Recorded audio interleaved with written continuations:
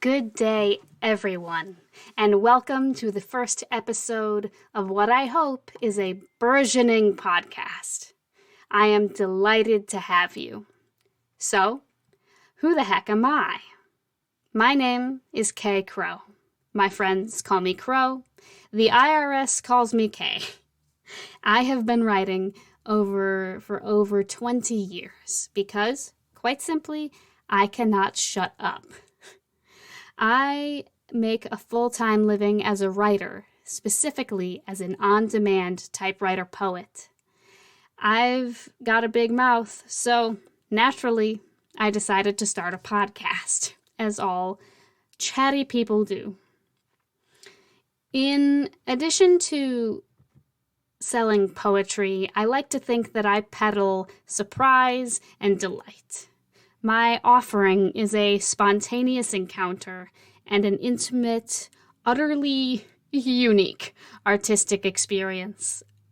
There are not many people that do what I do, and no one who does it quite like I do it. It seems simple. Give me a prompt, I'll give you a poem. And a private reading besides.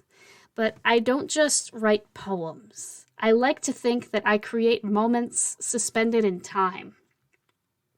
I'm both a writer and a spoken word artist. When people encounter me on the street, they are encountering the poetic character I step into. I style my wig, and I put on my best psychedelic secretary dress, and I invite people to play with poetry over the prop of a typewriter. And I have machines that range from 1911 to 1984. Inviting people to play is the key. I want them to have fun, and this invitation to step outside their comfort zone is key to the enchantment of the experience. But that's a topic for a future episode. Don't worry, we'll get there. Suffice to say, meeting me has big side quest energy. Why did I start this podcast? Simply put, doing this work changed my life. And I don't think it's a stretch to say that me doing this work has changed other people's lives too. I have had countless moments of incredible vulnerability over my typewriter.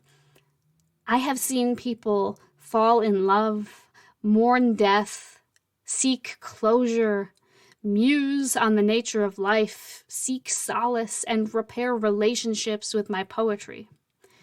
I have written poems for punk, polyamorous, trans lesbians at the farmer's market and seven-figure income people in downtown Chicago hotels. And I needed a place to start telling these stories.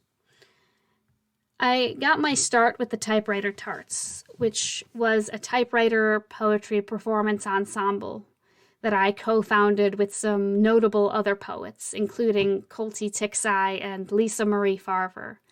To my fellow Tarts, you will always hold a place in my heart. Boy, oh boy, what a place to start. I know I cannot stop with the rhyming. It just sort of happens. Buckle in. Prepare yourself.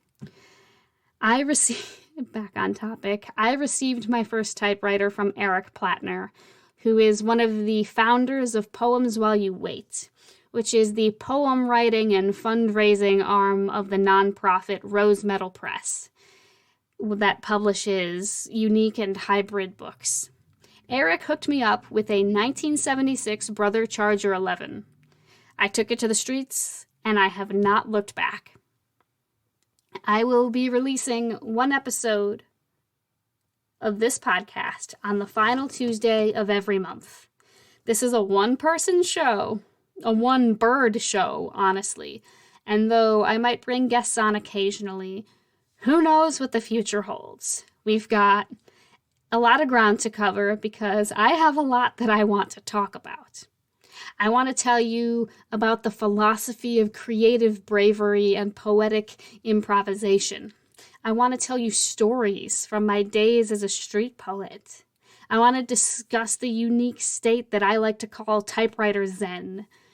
And of course, I want to geek out about typewriters. I own 14 of the damn things at the time of this recording.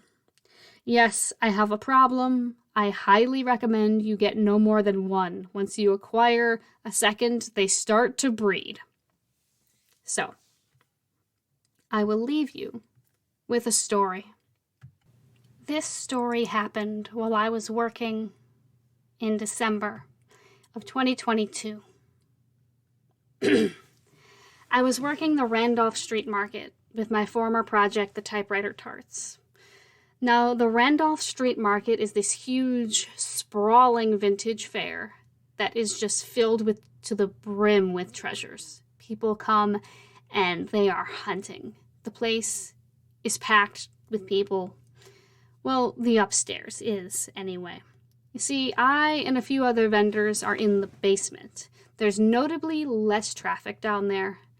And finding your way down there sort of feels like you've stumbled into a secret side mission or like a side room in a video game. You weren't expecting it to be there. So, I'm sitting there.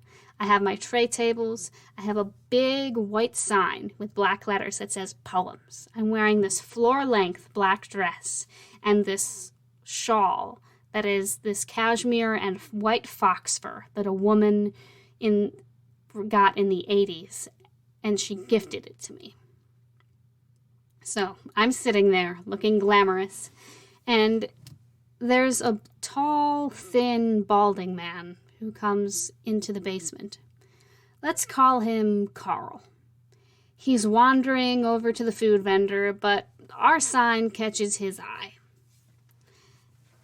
It's a giant sign that says poems. That, plus the typewriters, usually clues people in about what's going on. After he sees the sign, he comes right for us. He doesn't really make eye contact, but he starts flipping through the merchandise. Both my colleague and I have some handmade art for sale. As he's looking at it, he says, "This is really cool." I agree, but before I can give him my typical spiel, he wanders away. But not too long later, he wanders back. He says, "I think I need a poem." And I say, "Well, I can help you with that." We have a clipboard with a sign-up sheet where people write their name and their poem topic. He flips about 6 sheets in to the empty sheets in the middle. I ask him if he could please sign up on the front page. But he looks away and says that he doesn't want anyone to read his topic. So I slide him a sheet of paper where he can write down what he wants to write down. And I'm thinking it's either something really dirty or just really, really personal. So he scribbles for a minute, then slides the piece of paper back. He gives me his money, and I tell him to come back in 20 minutes. On that sheet of paper, he wrote, quote, "Most important love lost and working to get it back." I took a deep breath because this is a deep one. So I wrote him a poem on my typewriter. I wrote him this poem called The Ocean. Sometimes loss is an ocean to cross. Nothing saves us from the waves, where warmth was a harbor, bending shelter around my heart. To start again is no easy task. It's no easy ask to love again, especially when something so precious became such a sea between us. And so I sail and sing to the albatross, "I'm on my way home." He came back, and I read the poem to him. He cried. This 60-plus-year-old man cried, and he came in for a hug, and he thanked me. He cried and he thanked me. He left, and I thought about him a lot that day, but the thing with writing on-demand poetry and having moments like that is you have to release them into the world. And I honestly never expected to hear from him again. But he had taken one of our cards. Imagine my surprise when I find an email from Carl in our inbox. In the email, he thanked me again for the poem and told me that he had sent the poem to her. I don't know who this her was, but I sincerely wished him well. As a final response, he sent me a photo of the sea, captioned as the La Jolla coastline in San Diego, California. So good luck out there, sir. And I really hope your story has a happy ending. So, if you want to hear more poetic encounters like this one, you should subscribe to this podcast and follow the website thetravelingtypist.com. Also, follow Crowetry on Instagram, TikTok, or Twitter for images and poems from the typewriting life. Crowetry, that's Kroetry. Kroetry. Go and give my prose a try. Go Mustangs!